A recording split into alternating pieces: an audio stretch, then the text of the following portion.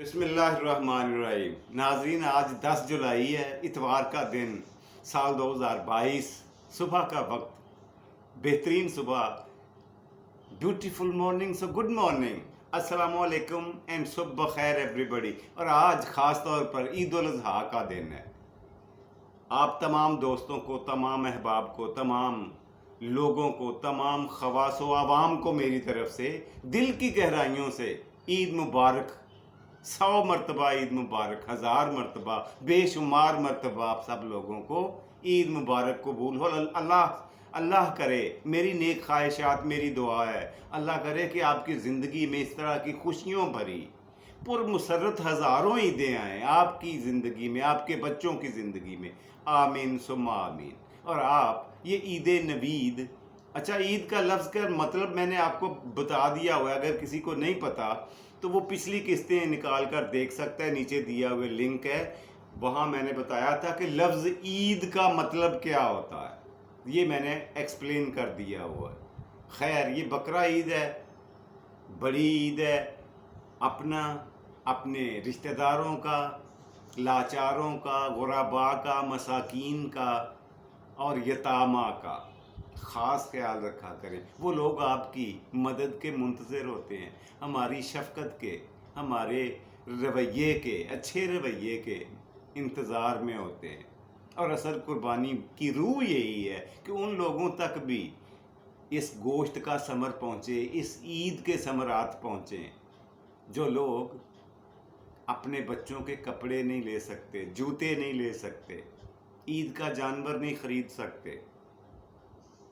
اللہ سبحانہ تعالیٰ ہر ایک کو توفیق عطا فرمائے۔ جی ناظرین، صبح کے پروگرام میں روزانہ کی طرح ہم پہلا سیگمنٹ ہمارا ہوا کرتا ہے تاریخ ہندوستان، اور تاریخ ہندوستان میں ہم پہنچے ہوئے ہیں 16ویں صدی کے آخر میں، جہاں پہ ہم مغلیہ سلطنت کو قابض دیکھ رہے ہیں ہندوستان کے تخت پر، اور تیسرا بڑا بادشاہ مغل اعظم، اکبر اعظم، جلال الدین محمد اکبر، اس کے 9 خواص جو تھے، 9 وزراء، 9 خاص بندے، رتن جنہیں کہا جاتا ہے، ان کے 9 رتنوں کو ڈسکس کر رہے ہیں، ان کے بارے میں آگاہی حاصل کر رہے ہیں۔ ایک کے بارے میں نے آپ کو پچھلی قسطوں میں بتا دیا تھا، اس کا نام تھا بیربل، اور دوسرے کے بارے میں آج شروع کرنے جا رہا ہوں۔ آج میں اس کی صرف ابتدائی شکل، یعنی اس کا بیک گراؤنڈ اس بندے کا بتاؤں گا، تفصیل انشاءاللہ اگلے پروگراموں میں چلتی رہے گی کہ اسے کب، کیوں کر، کیسے مغلیہ سلطنت میں دربار میں اسے رسائی حاصل ہوئی۔ اور اس بندے کا نام تھا شیخ مبارک اللہ،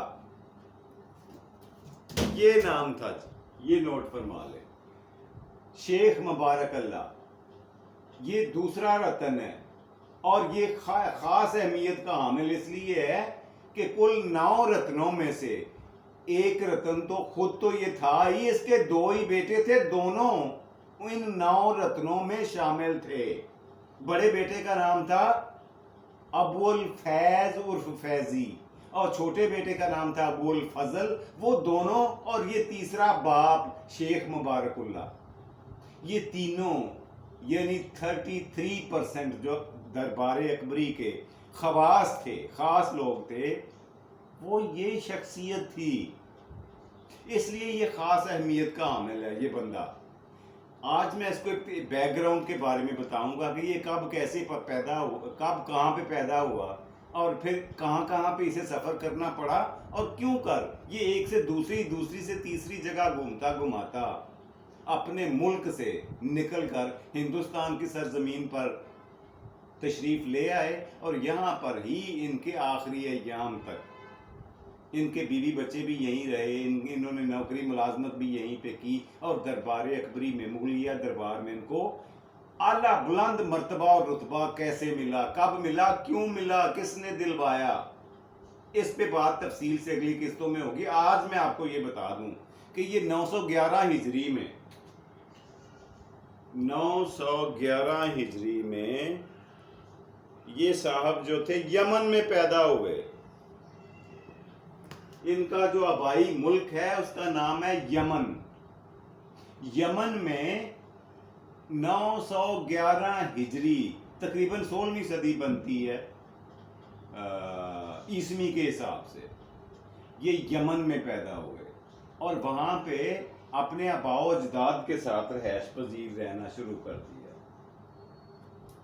ابتدائی تعلیم انہوں نے اپنے باپ سے حاصل کی, اپنے دیگر رشتہ داروں سے, لیکن آگے سے آگے تعلیم کے میدان میں بڑھنے کا ہنر اور فن اور شوق, جذبہ, لگن بچپن سے تھا, شروع سے ڈے ون سے, روز اول سے تھا, اور یہ بچپن سے ہی علم حاصل کرنے کی طرف راغب تھے. انہیں شوق تھا جنون کی حد تک, اور آس پڑوس میں انہوں نے, ان کے باپ نے ان کا شوق دیکھ کر, لگن دیکھ کر ان کو دائیں بائیں ملنے والے سبھی دوست احباب کے پاس ان کو علم حاصل کرنے کے لیے بھیجا. لیکن انہوں نے یہ محسوس کیا, صرف 14 سال کی عمر میں انہوں نے قرب و جوار کے سارے علماء اکرام اور سارے عالم فاضل لوگوں کو چھان پھٹک کے دیکھ لیا. جو کچھ ان کے کوزے میں تھا اس سے فیض یاب ہو چکے تھے.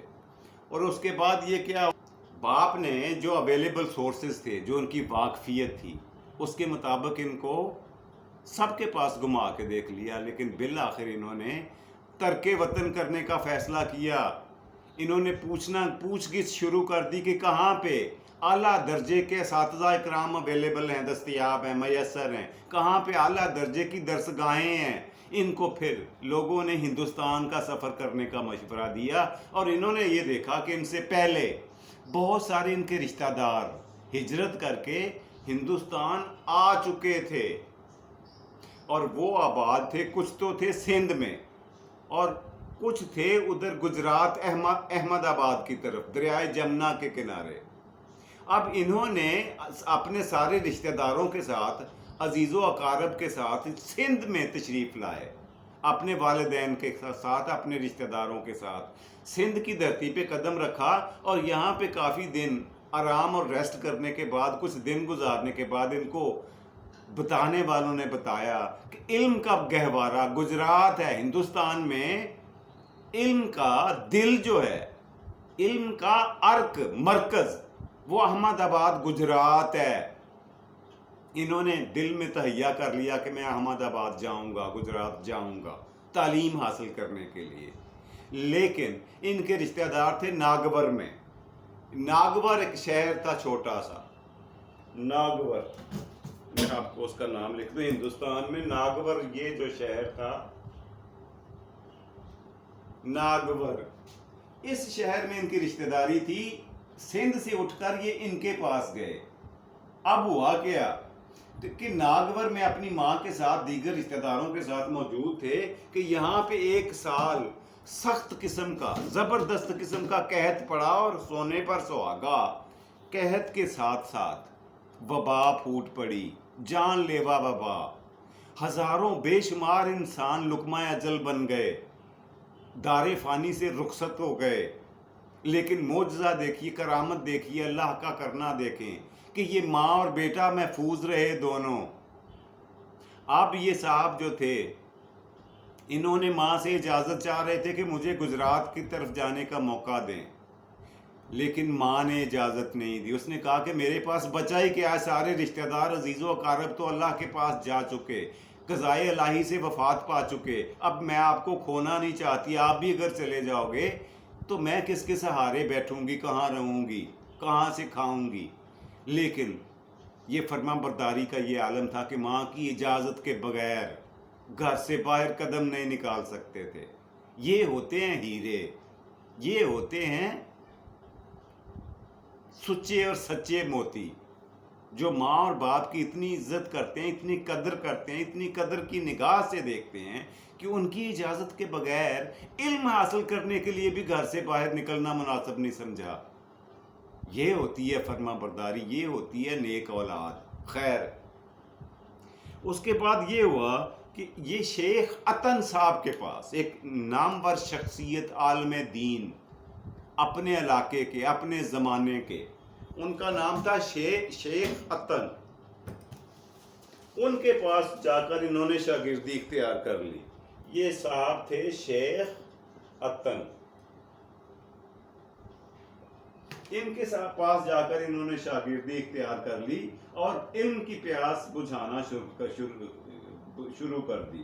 اچھا شیخ حتن صاحب کے بارے میں بتاؤں کہ یہ بنیادی طور پر ترک تھے, ترکنیات تھے, ترکی کے بنیادی طور پر ترکی کے رہائشی تھے, وہاں پہ بنیاد تھی ان کی. اور ایک دوسری خاص بات یہ ہے کہ انہوں نے 120 سال عمر پائی ہے, 120 سال تک زندہ رہے, ماشاءاللہ بہت اچھی عمر پائی اس زمانے میں. اور علم و فضل کے لحاظ سے اپنے زمانے میں اپنے علاقے میں ایک مانی اور جانی پہچانی شخصیت تھی, ایک پہچانا جانے والا نام تھا. جن کے پاس بیٹھنا, جن کی صحبت میں رہنا شیخ صاحب کو, شیخ مبارک اللہ کو نصیب ہوا. اور یہ شیخ حتن صاحب نے سکندر لودھی کے زمانے میں, یہ شیخ حتن صاحب جو تھے یہ سکندر لودھی کے زمانے میں ہندوستان آئے ہوئے تھے. سکندر لودھی کے زمانے میں انہوں نے ہندوستان آ چکے تھے, سکندر لودھی کے دور میں. اور انہوں نے اپنا ناگور کو ہی اپنا وطن اختیار کیا تھا. اس کے علاوہ شیخ سالار ناگوری دوسری شخصیت کون سی تھی جس سے انہوں نے فیض حاصل کیا؟ شیخ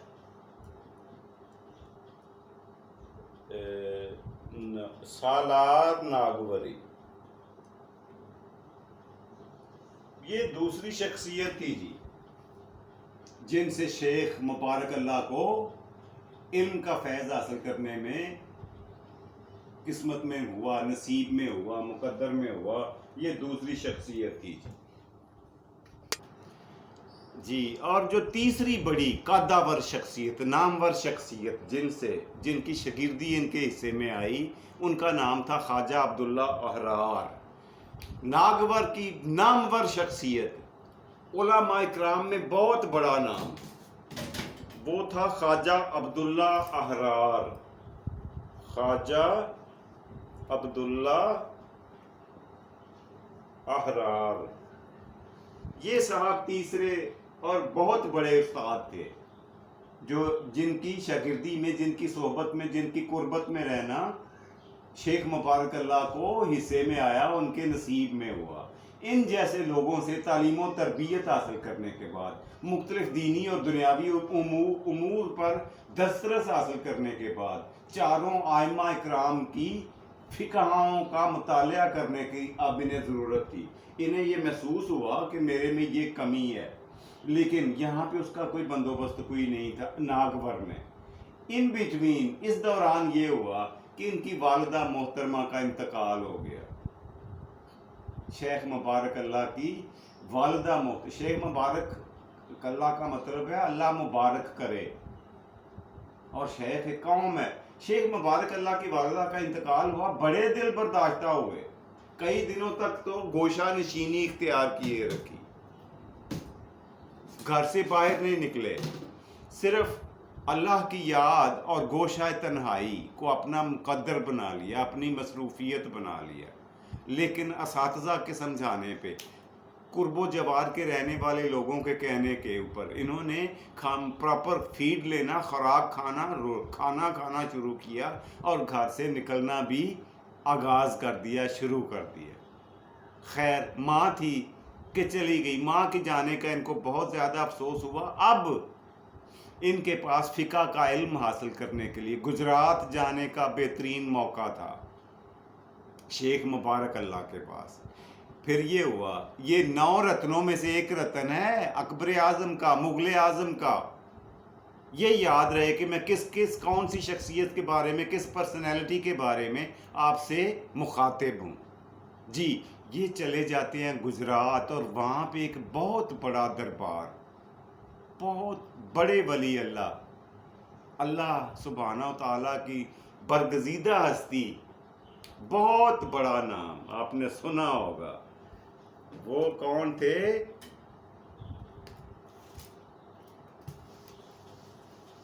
سید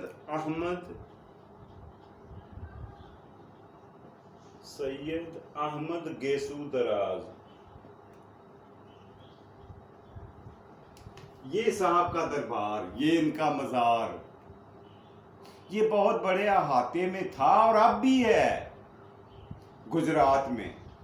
یہ وہ جگہ تھی، یہ وہ مسکن تھا، یہ وہ گہوارہ تھا، یہ وہ جگہ تھی جہاں پہ علماء اکرام، اساتذہ اکرام، اپنے اپنے علوم میں ماہر اور یکتا لوگ اس دربار میں موجود تھے۔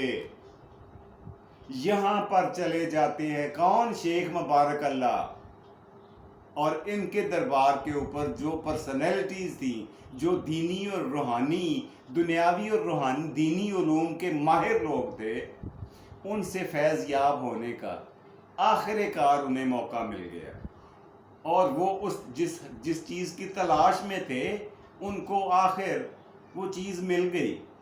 چاروں علماء جو ہمارے ائمہ اکرام ہیں، چاروں فقہ والے امام ہیں، ان چاروں کے اوپر انہوں نے خوب مطالعہ کیا، پوری غور و خوض کے ساتھ، پوری تفصیل کے ساتھ ان کی کتب پڑھی، ان کے ہر ایک کے فقہ کا قریبی سے اور باریک بینی سے جائزہ لیا اور ان میں مہارت حاصل کی، اور یوں شیخ مبارک اللہ کا نام ایک سے دوسری جگہ، دوسری سے تیسری، قرب و جوار سے نکل کر دوسرے ملکوں تک بھی جا پہنچا۔ ان کے علوم و فیوز کے قصے، ان کی اعلیٰ مرتبت، ان کی روحانیت، ان کے عالم فاضل ہونے پر کسی کو کوئی شک و شبہ نہ رہا، اور علماء اکرام کے ایک بہت بڑے جتھے میں، بہت بڑے گروہ میں شیخ مبارک اللہ نام کا اضافہ ہوا، اور یہ سب کا سب یہاں آ کر اس کی تکمیل ہوئی۔ کہاں؟ سید احمد گیسو دراز، یہ گجرات میں ہے، نوٹ فرما لیں، گجرات میں ان کا دربار ہے۔ یہاں سے ان کو وہ چیزیں ملی جن کا ان کو انتظار تھا۔ پھر یہاں سے انہوں نے یہ کیا کہ اب روزی روٹی کی فکر ستانے لگی، تو وہیں گجرات میں ایک بہت بڑے نامور خطیب کے ہاں، جو ایک جامع مسجد کے خطیب تھے، ان کے یہاں ملازمت اختیار کر لی، اور وجہ پتہ ہے کیا تھی؟ بنیادی طور پہ وجہ پھر وہی تھی کہ چلو تنخواہ تو مجھے گزارا لائق مل جائے گی، مگر امام صاحب سے، خطیب صاحب سے بہت کچھ سیکھنے کا موقع ملے گا، سننے کا موقع ملے گا، پڑھنے کا موقع ملے گا، جاننے کا موقع ملے گا، علم اور آگہی کی دولت ملے گی۔ یہی چیز ان کو لے کر خطیب صاحب کے پاس چلی گئی، گجرات کے ایک بہت بڑے خطیب کے پاس ملازمت اختیار کر لی، وہیں پہ سکونت بھی رکھی۔ جی اس کے بعد انہوں نے یہ کیا کیا کہ حضرت جلال الدین دوائی، یہاں پہ انہوں نے حضرت جلال الدین دوائی، یہ ایک شخصیت تھی، بہت بڑی روحانی شخصیت، ان کی شاگردی بھی ساتھ ہی ساتھ اختیار کر لی، اور چلتے چلتے ان کی ڈیوٹی لگی، انہوں نے اپنا مستقل مقام بنانے کا فیصلہ کیا۔ چار باغ کا علاقہ، ہندوستان میں چار باغ کا دریا کے کنارے پہ ایک خوبصورت علاقہ ہے، اس کا نام ہے چار باغ۔ یہاں پہ تشریف لے کے گئے، چار باغ کے علاقے میں، اور وہاں پہ انہوں نے پوچھا لوگوں سے کہ یہاں پہ کون کون عالم فاضل موجود ہے، تو سب لوگوں نے مل کر ایک ہی نام لیا، اور وہ تھا شیخ یوسف مجذوب۔ شیخ یوسف مجذوب، یہ صاحب تھے جی، جن کا لوگوں نے بتایا کہ یہ یہاں کے سب سے بڑے عالم اور فاضل ہیں۔ ان کے یہاں جا کر انہوں نے حاضری دی، اور انہوں نے ان کی شاگردی اختیار کی ان صاحب کی، اور انہوں نے ان کو مزید سفر سے منع کر دیا۔ ان کے سارے حالات زندگی غور و خوض اور فکر کے ساتھ، حاضر دماغی کے ساتھ سنیں، اور اپنا قیمتی مشورہ یہ دیا کہ اب آپ اپنا تعلیمی سفر مکمل کر دو، اسے ترک کر دو، ختم کر دو، آپ کافی سمجھ چکے، بوجھ چکے، دینی اور دنیاوی علوم میں آپ نے کافی رسائی حاصل کر لی ہے، علم حاصل کر لیا ہے، اب مزید سفر کرنا چھوڑ دیں، بند کر دیں۔ یہ ان صاحب کا یہ فرمان تھا۔ اور ان کو حکم یہ دیا کہ آپ یہاں سے اٹھو اور آگرہ چلے جاؤ، اور آگرہ میں اگر آپ کا مقصد پورا نہ ہو تو آپ ایران کا سفر کرنا۔ ان صاحب نے، شیخ یوسف مجذوب نے ان کو آگرہ جانے کا، آپ دیکھیں قدرت ان کو وہاں پہ لے کے آ رہی ہے جہاں پہ ان کی منزل تھی، جہاں پہ مغلیہ سلطنت کا کیپٹل سٹی تھا۔ ایک تو دلی تھا اور دوسرا آگرہ، دو ہی شہر تھے۔ اب آگرہ میں آنے کا ان کو حکم ہوا اس استاد کی طرف سے، اور انہوں نے آگے ایران کا سفر نہیں کیا، یہیں پہ آ کر آگرہ میں آ کر انہوں نے اپنا قیام کر لیا۔ یہ محرم 950 کی بات ہے، 950 ہجری محرم کا مہینہ، جب یہ آگرہ تشریف لائے، جب انہوں نے آگرہ آ کر اپنا ڈیرا لگا لیا، اور تو یہاں پہ پھر ان کی قسمت کا ستارہ چمکا جی۔ یہاں پہ ان کی شیخ جلال الدین مجذوب سے ملاقات تو ہوئی ہی تھی، انہوں نے ان کو بہت ساری بشارتیں دیں۔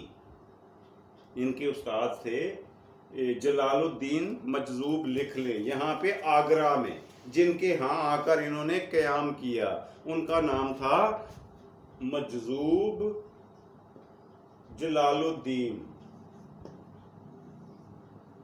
یہ بہت بڑا دینی نام تھا علماء کرام میں، اور ان سے ملاقات ہوئی آگرہ میں ان کی، انہوں نے انہیں بے شمار بشارتوں سے نوازا کہ تمہارا مستقبل یہیں پہ ہے، یہیں سے منسلک ہے، اور تم بہت ترقی کرو گے، بہت ناموری کماؤ گے۔ سو وہاں پہ آگرہ میں ہی انہوں نے اپنی شادی میر رفیع الدین صفوی کے یہاں، میر رفیع الدین صفوی یہ صاحب کا نام تھا، یہ بھی عالم دین تھے، ان کے یہاں انہوں نے شادی کر لی، ان کی بیٹی سے انہوں نے شادی کر لی اور اپنا گھر بسا لیا آگرہ میں آ کر، اور یہاں پہ انہوں نے رہنا سہنا شروع کر دیا۔ یہیں پہ ان کے دونوں بیٹے ہوئے، کون کون سے؟ وہ جو رتن بنے اکبر بادشاہ کے دربار کے دونوں، سب سے بڑا بیٹا ابو الفیض عرف فیضی، اور چھوٹا بیٹا ابو الفضل، دونوں بیٹے یہیں پہ پیدا ہوئے۔ ان کے بارے میں اگلی قسطوں میں آپ کو تفصیل کے ساتھ بتاؤں گا۔ آج میں نے پس منظر مختصر طور پر ان کے یہاں پہنچنے کا ذریعہ، روٹ، وہ رستہ بتا دیا ہے جس کے ذریعے سے یہ آگرہ پہنچے، جہاں سے انہیں تخت دلی پر اپنا تعارف کروانے کا موقع ملا۔ یہیں پہ پروگرام کا پہلا سیگمنٹ ختم کرتے ہیں اور بڑھتے ہیں دوسرے سیگمنٹ کی طرف، اور وہ ہے آج کا لفظ۔ جی آج کا لفظ جو میں آپ کی خدمت میں پیش کرنے جا رہا ہوں، یہ بندوق جو لفظ ہے اس کو چھوڑیں، مجھے یہ بتائیں کہ انگریزی کا یہ لفظ ہے کیا؟ گن، کیا مطلب ہوتا ہے گن کا؟ انگریزی کا لفظ ہے، اردو میں کیا کہتے ہیں؟ بندوق۔ بندوق کا مطلب گن، یہ غلط العام ہے، غلط ہے، یہ مناسب اور صحیح نہیں ہے، یہ گن کا صحیح ترجمہ نہیں ہے۔ گن، بندوق اصل میں کوئی لفظ ہی نہیں تھا، اصل لفظ تھا فارسی کا بندق، یہ بتا چکا ہوں۔ اور بندق کا مطلب ہوتا ہے گولی، وہ سکہ، وہ لوہے کا پیس جو بندوق کی نالی سے نکل کر آگے ٹارگٹ کو ہٹ کرتا ہے، اسے کہا جاتا ہے بندق، جسے بندوق مشہور کر دیا گیا۔ گن کا جو صحیح ترجمہ اور مطلب ہے وہ فارسی کا لفظ ہے، اردو میں مستعمل ہے، استعمال ہوتا ہے، وہ ہے تفنگ۔ تفنگ یہ لفظ ہے جو فارسی میں استعمال، فارسی سے اردو میں آیا، یہ گن کا صحیح ترجمہ یہ ہے، کوئی اور نہیں ہے۔ جی پروگرام کے تیسرے اور آخری سیگمنٹ کی طرف بڑھتے ہیں، وہ ہوتی ہے آج کی بات۔ آج کی بات پچھلی کچھ قسطوں سے میں آپ کو دریا سے سبق سیکھنے کے بارے میں بتا رہا ہوں۔ آج یہ بتاتا ہوں کہ دریا خاموشی سے بہتا رہتا ہے، اپنا سفر دن رات جاری رکھتا ہے، بغیر تھکے، بغیر تھمے، بغیر آرام کیے چلتا رہتا ہے. اور اس میں اگر کوئی کنکریاں پھینکے تو اس سے ضد نہیں کرتا، اس سے لڑائی شروع نہیں کرتا، جھگڑا نہیں کرتا، ہاتھا پائی نہیں کرتا، اپنا وقت ضائع نہیں کرتا، بلکہ اسے اگنور کر کے، اسے نظر انداز کر کے اپنا سفر جاری رکھتا ہے. آپ بھی اسی طرح کیا کریں. آپ کی زندگی میں، آپ کی ترقی میں، آپ کی منزل کے درمیان آنے والی رکاوٹوں کو نظر انداز کیا کریں، ان سے الجھنا بند کریں. ان سے لڑائی جھگڑا لے کر آپ اپنا قیمتی وقت ضائع کرتے ہیں اور کچھ اس کا حاصل وصول کچھ بھی نہیں ہوتا. ان کو اپنا کام کرنے دیں جو رکاوٹیں ڈالتے ہیں.